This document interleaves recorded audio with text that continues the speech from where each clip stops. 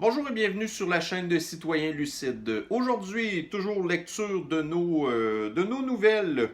Alors, nous avons ici nos chers médias qui continuent à toujours bien faire leur travail de façon irréprochable au lieu de s'occuper de voir qu'est-ce que le gouvernement a mal fait et qui a causé toute cette histoire de pandémie-là à l'échelle nationale au Québec, en fait. Alors, nous avons ici nos journalistes qui jouent au travail d'enquête, à savoir si nos fameux amis covidiaux se conforment aux directives du couvre-feu qui est entré en vigueur samedi passé. Alors, l'article ici, Journal de Montréal. On les aime, le Journal de Montréal, hein? Donc, l'article s'intitule Les covidios du couvre-feu ont frappé partout au Québec. Certains ne se sont pas mis en valeur par leur façon de défier l'interdit de sortie. Même si la vaste majorité des Québécois se sont pliés de bonne grâce au couvre-feu décrété pour tenter d'épargner le système de santé submergé par les cas de COVID-19, des hurluberlus ont tenté un peu partout dans la province de défier les autorités. D'autres ont simplement pris un risque et se sont aventurés à l'extérieur après 20 heures. Plusieurs ont payé cher leur facétie, car pas moins de 740 contraventions de plus de 1500 $ ont été distribuées lors des 2 premières nuits du couvre-feu. Voici un éventail de situations avec lesquelles les policiers ont dû composer. Montréal, en bon père de famille. Un père de famille désireux de défier le couvre-feu n'a pas trouvé mieux que d'impliquer son jeune garçon dans sa manœuvre samedi soir. On va aller prendre une marche. Si la police nous arrête, tu prendras ma laisse. L'entend-on souffler à fiston sur une vidéo que l'individu a mise en ligne. Or, à peine le duo rendu au coin de la rue, une voiture de police l'intercepte alors qu'il filmait son délit en direct sur Facebook. Mon gars me promène, lance alors le papa aux 2 policiers, visiblement fier de sa lecture des règles. Sous les ordres de son père, le petit a toutefois pris les jambes à son cou quand les policiers ont demandé à l'homme de s'identifier. Rapide et dangereux. Des jeunes automobilistes se sont filmés en train de défier la police durant le couvre-feu en allumant des feux d'artifice et se sauvant des patrouilles selon une vidéo publiée sur TikTok. Sans faire de lien avec cette vidéo, la Sûreté du Québec a indiqué être intervenue auprès d'une quarantaine d'amateurs de véhicules modifiés qui faisaient des courses dans la région de Montréal. Dans la nuit du 11 janvier, 26 contrats d'infraction pour le couvre-feu ont ainsi été remis, 8 pour des excès de vitesse et 58 pour d'autres infractions au code de la sécurité routière. Une personne a vu son permis être suspendu et son véhicule remisé. On continue. Saint-Jérôme, une belle tête de cochon. Un homme de 38 ans qui voulait tester les limites imposées en promenant son chien samedi soir, affublé d'un costume de cochon rose gonflable, a été pris à son propre jeu. Selon la vidéo qu'il a publiée sur Facebook, le petit malin aurait été intercepté à 1,4 km de son domicile. 1,4, j'ai le droit à 1,6, dit-il tout souriant au policier, que l'on voit néanmoins remplissant ce qui semble être un constat. À Terrebonne, dur de comprenure. Un homme qui n'avait visiblement pas saisi le message la première fois s'est fait prendre en dehors de son domicile à une deuxième reprise en 2 jours dimanche, pendant qu'il roulait à vélo dans les rues. Intercepté par les policiers, il a indiqué qu'il ne comptait pas respecter le couvre-feu. Les paris sont ouverts sur le nombre de contraventions qu'il recevra. À Granby, il provoque 2 poursuites. 2 jeunes dans la vingtaine qui transgressaient le couvre-feu ont provoqué 2 poursuites policières sur plusieurs dizaines de kilomètres. Ils ont réussi à s'enfuir une première fois vers 2 heures dans la nuit de samedi à dimanche pour finalement être repérés quelques minutes plus tard. Les policiers ont réussi à les intercepter en déployant un tapis à clous. les méchants contrevenants. Le véhicule s'est finalement immobilisé à Saint-Césaire. Le conducteur pourrait être accusé de fuite. Magog, pas de chance. Revenir de chez sa tendre moitié après le couvre-feu n'est pas une raison acceptée par les policiers. Soyez avertis. Une dame de 61 ans l'a appris à ses dépens en courant le risque de retourner chez elle alors qu'elle habitait seulement à quelques kilomètres de chez son conjoint. Elle a toutefois croisé des policiers sur le chemin du retour vers 20h40 samedi qui n'ont eu d'autre choix que de lui remettre une amende. Machine à ticket, les policiers sont contents de faire ce job-là. Sherbrooke, mauvaise idée de gars chaudasse. Un père et son fils en boisson. J'aimerais savoir pourquoi ils sont en boisson. Est-ce que c'est des gens qui ont déjà une prédisposition à être des gars chaudasses alcooliques ou si peut-être que la situation sanitaire n'a pas du tout aidé à leur situation? Ils ont décidé d'aller se balader en voiture pour voir comment le couvre-feu se déroulait à Sherbrooke samedi vers 22h30. En arrivant à une intersection, le duo a vu le véhicule de police puis a tenté de se cacher dans une cour sans succès. Les fins limiers ont réussi à les arrêter. Ils ont émis des constats d'infraction. Le père sera aussi accusé de conduite avec les facultés affaiblies, lui qui dépassait de plus de 3 fois la limite permise. Son permis de conduire a été suspendu pour 90 jours et son véhicule a été saisi pour 30 jours. S'il n'y avait pas eu l'histoire du couvre-feu, est-ce que vous pensez que le monsieur il serait allé se promener sans aucune raison?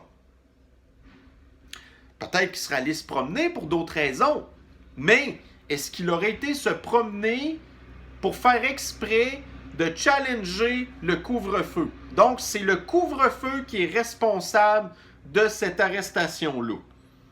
Un peu chien. Voulant faire partie des exceptions au couvre-feu, une femme de Sherbrooke s'est dit que ce serait une bonne idée d'aller faire une promenade samedi soir avec son conjoint en laisse. Ils criaient qu'ils allaient contrevenir au règlement toutes les nuits pour voir le nombre de constats qu'ils pourraient atteindre, mentionne Isabelle Gendron, porte-parole de la police de Sherbrooke. En plus du non-respect du couvre-feu, le couple intercepté a reçu des amendes pour avoir fait trop de bruit et pour avoir jeté des déchets sur la voie publique. Encore un ticket qui est attribuable au couvre-feu. S'il n'y avait pas eu de couvre-feu, il ne serait pas arrivé des histoires comme ça. La liberté de payer! Visiblement fière de son premier constat couvre-feu, une jeune femme de la région de Sherbrooke a publié samedi soir une photo d'elle sur les réseaux sociaux en indiquant qu'elle s'apprêtait à collectionner avec fierté les constats d'infraction.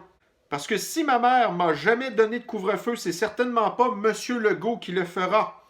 J'ai décidé de faire quelque chose pour ma liberté, clame-t-elle dans sa publication.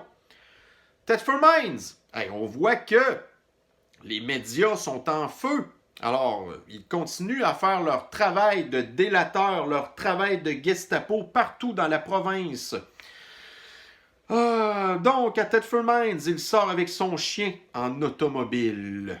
Un homme s'est fait intercepter peu avant 21h samedi soir, alors qu'il circulait à bord de son véhicule avec son chien. Le règlement sur le couvre-feu autorise les promenades à pied, pas en auto. Le propriétaire du chien a reçu un constat d'infraction de 1550 $. Bravo la police. Saut au volant en pneus d'été pendant le couvre-feu. Un automobiliste de 27 ans s'est fait intercepter samedi peu après 22h. Non seulement il n'avait pas de bonne raison de se trouver à l'extérieur, mais il avait près du double de la limite permise d'alcool, en plus de conduire à bord d'une voiture qui n'était pas munie de pneus d'hiver. En plus de la contravention de 1550 $ relativement au couvre-feu, Le conducteur s'est vu suspendre son permis de conduire pour 90 jours. Alors, nous félicitons les médias pour avoir fait un excellent travail.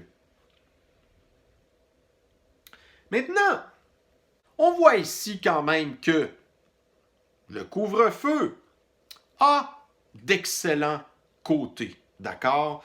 Nous avons ici un article de TVA Nouvelles. Une famille québécoise reçoit 3100 $ en constat. Une famille de la région de Montréal a reçu 3100 $ en constat lors de la première soirée du couvre-feu samedi, alors qu'elle était sur le chemin du retour en provenance du Nouveau-Brunswick, où elle se trouvait depuis la mi-décembre. Ce n'est pas des pinottes quand on a 3 enfants, a déclaré Mélissa Calhoun à Global News lundi. Madame Calhoun, son mari et ses 3 enfants s'étaient déplacés au Nouveau-Brunswick pour prendre soin de son père de 77 ans qui a été hospitalisé et qui habite maintenant seul. Elle avait reçu une autorisation spéciale du gouvernement néo-brunswickois pour se rendre à son chevet. Initialement, le plan de la petite famille était de regagner leur demeure de Dollard-des-Ormeaux dans l'ouest de l'île de Montréal le 2 janvier. Mais un petit pépin s'est produit. Une pièce de leur voiture s'est brisée. Initialement, la famille a décidé d'attendre une pièce venue d'Allemagne. Le gouvernement provincial a étendu leur autorisation de séjour. Dans les journées qui ont suivi, le gouvernement Legault a annoncé la mise en place du couvre-feu dès le 9 janvier, ainsi que la reprise de l'école le 11.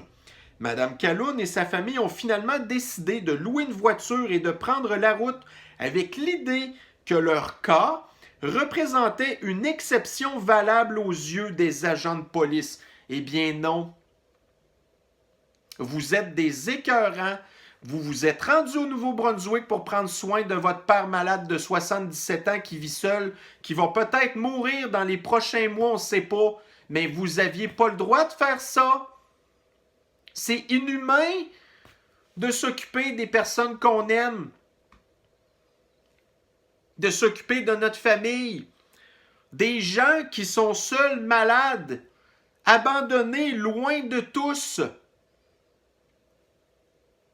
Vous n'avez pas réfléchi. Et voici ce qui s'est passé. Ils ont été interpellés dans le secteur de Longueuil à 22 heures samedi et ont reçu 2 amendes de 1550 $. Bravo aux policiers de Longueuil, vraiment. C'est remarquable le travail que vous faites pour vos citoyens. Notons que la route entre le Nouveau-Brunswick et Montréal peut prendre au-delà de 8 heures. Mélissa Calhoun contestera les amendes. Ne parlant pas français et son mari n'étant pas à l'aise dans la langue de Molière, Madame Calhoun a déclaré à Global News que la barrière de la langue pourrait avoir joué un rôle dans l'attribution des contraventions puisque le policier ne parlait pas anglais. Un policier de Longueuil.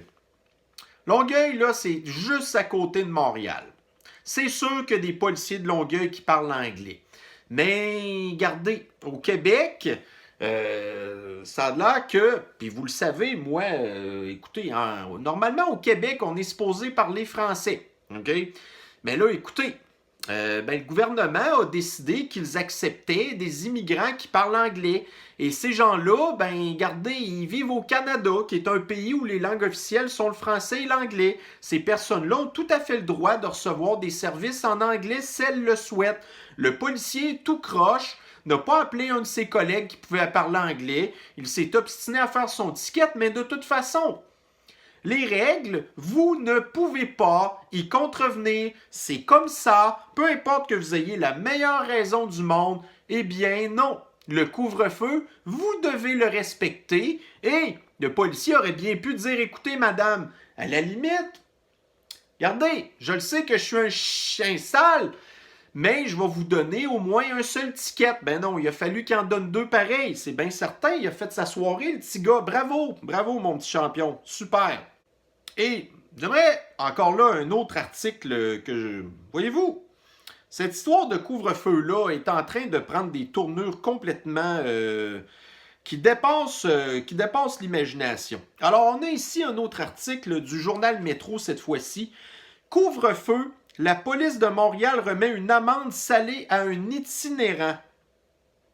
Le service de police de Montréal, SPVM, a remis une amende salée hier soir à un itinérant qui circulait dans l'espace public après 20 heures, défiant ainsi le couvre-feu en vigueur. L'individu aurait toutefois un passé criminel. Regardez, les itinérants, j'aimerais ça savoir le pourcentage qui ont des dossiers criminels. Il doit en avoir un méchant paquet, mais surtout, ce qui m'intéresserait, c'est de savoir le pourcentage d'itinérants qui ont des problèmes mentaux graves. OK? Une personne en situation d'itinérance qui marchait au centre-ville de Montréal après 20 heures compte parmi les citoyens qui ont reçu une amende de 1 550 $ avec les frais dimanche soir. Les agents du SPVM qui ont interpellé l'individu en question ont d'abord tenté de le guider vers un refuge pour sans-abri.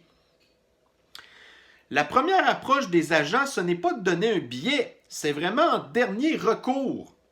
En tout cas, on voit que dans tous les autres cas que je vous ai montrés avant, le dernier recours est venu assez vite, hein? Mais la personne ne voulait pas s'aider. Le gars, c'est un itinérant. Ils sont habitués de vivre comme ça. Ils veulent rien savoir de se retrouver dans des refuges puis des affaires de même. Ces gens-là, regardez, on peut pas les comprendre, mais ils sont faits de même.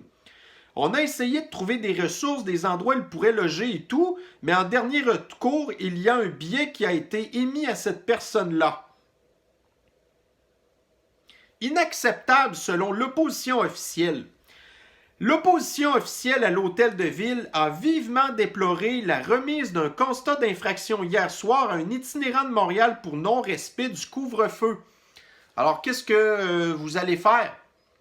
Vous allez suspendre les policiers qui ont donné étiquette? Sûrement pas, hein? Elle presse l'administration de Valérie Plante de demander des comptes au SPVM. Mais non, et d'exiger du corps de police qu'il cesse de donner des amendes aux itinérants en lien avec le couvre-feu. Mais vous savez, les covido-anxieux, eux, ce qu'ils veulent avec ces étiquettes-là, c'est de renflouer les coffres. Peu importe que vous ayez une bonne ou une mauvaise raison, que vous soyez un itinérant avec une maladie mentale ou que vous soyez parti au Nouveau-Brunswick pour aider un proche vulnérable malade qui vit seul, mais non, c'est pas grave ça. Il faut absolument renflouer les coffres. Je suis très préoccupé d'apprendre qu'une amende a été émise à l'égard d'un itinérant, sachant qu'il n'y a pas assez de lits pour les itinérants. C'est inacceptable, déplore le chef intérimaire d'Ensemble Montréal, Lionel Pérez. C'est une situation qui risque de se reproduire, appréhende pour sa part la directrice du réseau d'aide aux personnes seules et itinérantes de Montréal. Même si la Ville de Montréal a débloqué des centaines de lits d'urgence pour les sans-abri cet hiver, Mme Savage rappelle que les ressources en place ne répondent pas à tous les besoins spécifiques des sans-abri, notamment ceux qui ont des problèmes de consommation d'alcool ou de drogue. Et il ne parle pas non plus des personnes avec des problèmes de maladie mentale. Alors voici où est-ce qu'on en est avec cette histoire de couvre-feu-là. Des covidios qui vont challenger inutilement les règlements qui sont en vigueur pour jouer un petit peu aux super-héros. Puis je peux pas en vouloir à ces personnes-là. Elles ont toutes des raisons qui leur appartiennent pour faire ça. Mais en bout de ligne, ils vont se retrouver avec des étiquettes de 1500$. Puis là, ben, vous avez bien beau me dire qu'ils vont pouvoir le contester, le gagner, gna. C'est quand même de la grosse shit, ça, ces affaires-là. On devrait pas en être rendu là. Alors moi, j'ai une suggestion à faire à tout le monde qui devrait, selon moi, plaire à tout le monde. Vous savez, les fameux camps COVID, là. Bon, regardez, les camps COVID. Qu'est-ce que on voit avec la situation actuelle? Donc, nous vivons dans un état de fascisme sanitaire. Nous vivons dans un état policier. On est rendu avec plein de mesures sanitaires qui sont toutes non scientifiques. La distanciation sociale, il faut suivre des petites flèches quand vous allez à l'épicerie. Vous devez porter un masque en tout temps. Vous devez évitez de vous rassembler chez vous parce que c'est dangereux. Vous devez maintenant respecter un couvre-feu. Écoutez, là, on s'entend qu'il n'y a présentement que les covido-anxieux qui sont, pour ainsi dire, d'accord avec toutes ces choses-là. Alors, ma suggestion est la suivante. Les camps COVID, étant donné que les covido-anxieux ont peur, ils ont peur de la COVID, puis ils ont peur des covidios, mais ils n'ont absolument aucun problème à suivre les règles du fascisme sanitaire. Alors pourquoi est-ce qu'on n'enverrait pas les covido-anxieux dans le camp? Puis vous savez, il y a des policiers aussi, là, que je suis pas sûr que c'est tous les policiers qui sont nécessairement heureux d'être des espèces de sales qui donnent des tickets de 1500$, c'est que, regardez, ils peuvent pas non plus du tout faire appel à leur jugement et réfléchir un petit peu avant de donner des tickets de même, tu sais, donner des avertissements, non, non, non, non, non. Mais il y en a que ça les écœure de faire ça. Fait que moi, j'ai une suggestion pour vous. Vous pourriez être gardien du camp COVID et aller surveiller les covido-anxieux qui vont respecter à la lettre toutes les règles qui sont dans le camp COVID. Puis comme ça, ben, vous allez pouvoir faire votre chiffre, aller vous asseoir, vous croiser les pattes sur votre bureau, boire du café, puis jaser avec vos collègues, puis vous allez être sûr et certain qu'il n'y a personne qui va vouloir essayer de vous taper dessus ou de sauver du camp parce que les covido-anxieux suivent les règles à la lettre. Alors, c'est ça ma suggestion. On réglerait tous les problèmes en faisant ça. Puis les autres, les covidios qui sont pas capables de suivre les règlements, ben ils vont pouvoir être en liberté. Puis eux, ben ils n'ont pas peur non plus de la codémie. Le virus leur fait pas peur. Il y a 2,6% de la population qui l'a attrapé. Puis les personnes qui sont décédées, ben c'est des personnes âgées en fin de vie qui sont déjà dans le système hospitalier, qu'il y a déjà du personnel soignant qui s'occupe d'eux. Fait qu'eux, ça ne les stresse pas plus qu'il faut. Alors, qu'est-ce qu'on attend pour faire ça? Quand COVID, covido-anxieux, policiers. Puis après ça, quand on parlera du gouvernement qui a instauré la peur et les médias qui sont des collaborateurs complices, ben eux, on regardera d'autres choses. Idéalement, ça serait la prison qui attendrait ces gens-là. Mais ça, c'est une autre histoire. Alors, c'est ça, le couvre-feu. On va en voir de plus en plus des affaires comme ça. Là, en plus, vous avez déjà les cas de COVID qui ont baissé. OK? Là, voyez-vous, présentement, il est 11h29. On est le mardi 12 janvier. On va aller voir c'est quoi nos statistiques de COVID aujourd'hui. Ah, voyez-vous, malheureusement, les chiffres ne sont pas mis à jour. J'aurais aimé ça voir si le nombre de cas continue à se maintenir aux alentours de 1800 pour faire suite à la grosse baisse de cas qu'on a déjà eu depuis samedi. Même si, regardez, le couvre-feu est entré en vigueur pour absolument aucune raison scientifique, mais voyez-vous. Alors, on continue à suivre la situation. Mes chers citoyens lucides, on se reprend sur une prochaine capsule. Bye bye.